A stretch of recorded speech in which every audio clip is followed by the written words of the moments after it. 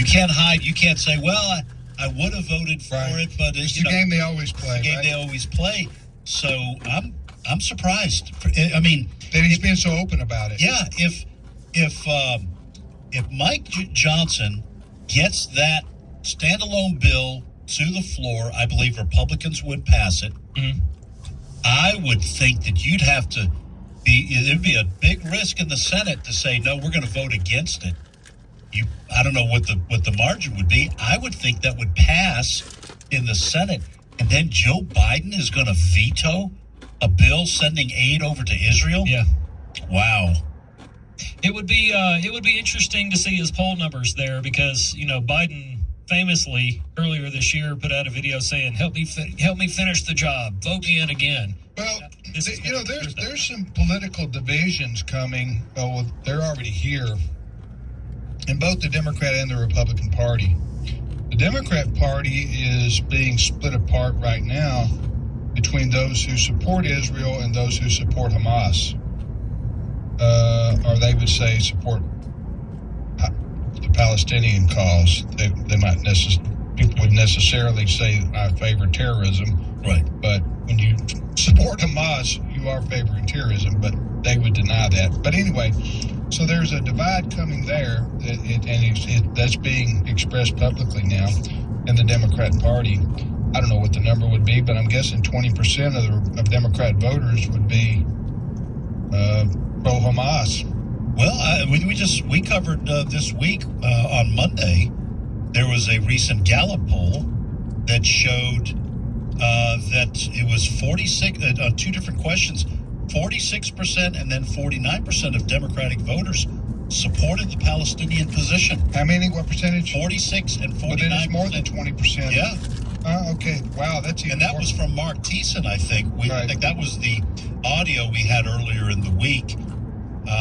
That he was noting the split, as you're talking about, in the Democratic Party. Let me tell you where the split in the Republicans comes. You have people who, because you've seen that expressed in the Ukraine war, you have people who, in the Republican Party, who are for supporting the Ukrainians in their war against Russia. And then you have people who say, in the Republican Party, who say, no, we don't need to be funding foreign wars. We have no business or interest there. Right. And furthermore, we don't have the money because we're out of money. We're printing money to send to. We're out of weapons, or our stockpile is running low. Right. So, and then that same division exists to a lesser extent about Israel. You're going to have some Republicans say, I love Israel, but we don't need to be sending them any money for the same reasons we don't need to be sending any money to the Ukraine. We don't need to get, quote, entangled in a foreign war. Well, the Biden administration has tried to link support for Ukraine and support for Israel.